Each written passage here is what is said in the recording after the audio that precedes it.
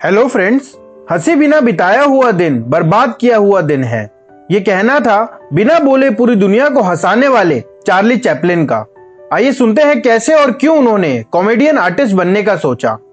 Charlie Chaplin का जन्म 16 अप्रैल 1889 को ईस्ट स्ट्रीट, वॉलवर्थ, लंदन, इंग्लैंड में हुआ था।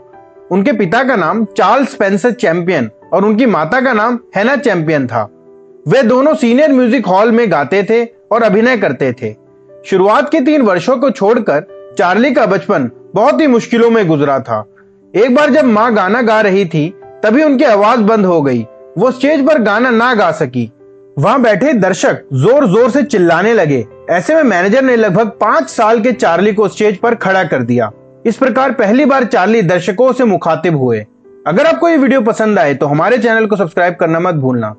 उसने अपनी भोली आवाज में माँ के गाने की नकल की, जिसे दर्शकों ने खूब सराहा और स्टेज पर सिक्कों की बारिश होने लगी। यही चार्ली की पहली कमाई थी। शायद तभी चार्ली के बाल मन ने हास्य के उस सिद्धांत को गढ़ लिया था कि असल में जो बातें दुख का कारण होती हैं, वो नाट्य या फिल्म में हास्य का कारण बनती हैं। यही वजह है कि आगे चलकर चार्ली की फिल्मों में दुख, दरिद्रता, अकेलापन और बेरोजगारी का चित्रण किया गया था। माता पिता के अलग हो जाने से चार्ली का बचपन बहुत मुश्किलों से गुजरा। चार्ली के पिता की मौत के वक्त उनकी उम्र केवल 10 वर्ष की थी और उनकी मां की बीमारी के चलते उन्हें और उनके भाई को बहुत ही कम उम्र में काम करने पर मजबूर कर दिया था। चार्ली चैपलिन मूक फिल्म युग के सबसे रचनात्मक और प्रभावशाली व्यक्तित्वों में से एक थे, जिन्होंने अपनी फिल्मों में अभिनय, निर्देशन, पटकथा, निर्माण और अंततः संगीत दिया। जब वे 12 साल के हुए तब उन्हें एक प्रोफेशनल मंच के कार्यक्रम में नाटक प्रस्तुत करने का मौका मिला और वह शेरलॉक होम्स में पेज बॉय बिली के रूप में उपस्थित हुए।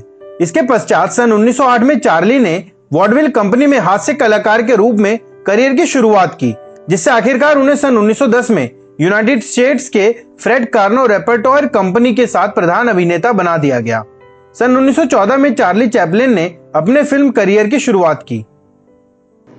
साइलेंट फिल्मों में दूसरे अभिनेताओं को खुद से अलग करने के लिए चैपलिन ने एक विशेष तरह के चरित्र में काम करने का फैसला किया। तब ट्रैम्प करके चलने वाला छोटा बच्चा पैदा हुआ। जनता को उनका यह अभिनय बहुत पसंद आया। अगले 1 साल में चैपलिन 35 फिल्मों में दिखाई दिए। इनमें टिलीज पंक्चर रोमांस फिल्म भी शामिल है। यह फिल्म पूरी हास्य फिल्म थी। मनोरंजन के कार्य में उनके जीवन के 75 साल बीते। विक्टोरियन मंच और यूनाइटेड किंगडम के म्यूजिक रूम में एक चाइल्ड आर्टिस्ट से लेकर 88 वर्ष की आयु में लगभग उनकी मृत्यु तक उनके उच्च स्तरीय सार्वजनिक और निजी जिंदगी में अति प्रशंसा और विवाद दोनों सम्मिलित हैं। 1915 में वह एक युद्ध प्रभावित विश्व में हास्य, हंसी और राहत का उपहार लाए।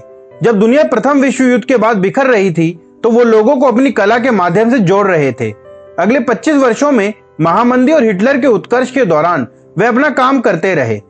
यह आश्चर्य की बात है कि किसी व्यक्ति ने कभी इतने सारे मनुष्यों को इससे अधिक मनोरंजन, सुख और राहत दी हो जब उनको इसकी सबसे ज्यादा जरूरत थी। उनकी लाइफ से प्रेरित होकर कई फेमस राइटर्स ने उनकी लाइफ पर बुक्स लिखी। 2008 में Chaplin a life Stephen M Weissman द्वारा लिखी गई। ये किताब लिखते समय उन्होंने बताया कि चैपलिन सिर्फ बड़े ही नहीं थे, वे विराट थे। अपना टैलेंट पूरी दुनिया में बिखेरते हुए उन्होंने कई स्पेशल अवार्ड्स भी अपने नाम किए। चार्ली चैपलिन की मृत्यु क्रिसमस डे 25 दिसंबर 1977 को स्विट्जरलैंड के वॉर्ड वेवी में अपने घर में ही हुई थी। वो अक्सर कहते थे, दुष्ट दुनिया में कुछ भी स्थायी नहीं है, हमारी मुसीबतें भी नहीं। अगर आपको ये वीडियो पसंद आई तो हमारे चैनल को सब्सक्राइब कीजिए और इस वीडियो को अपने फ्रेंड्स के साथ शेयर कीजिए और कमेंट करके हमें बताइए कि नेक्स्ट वीडियो आपको किस टॉपिक पर चाहिए। Thank you.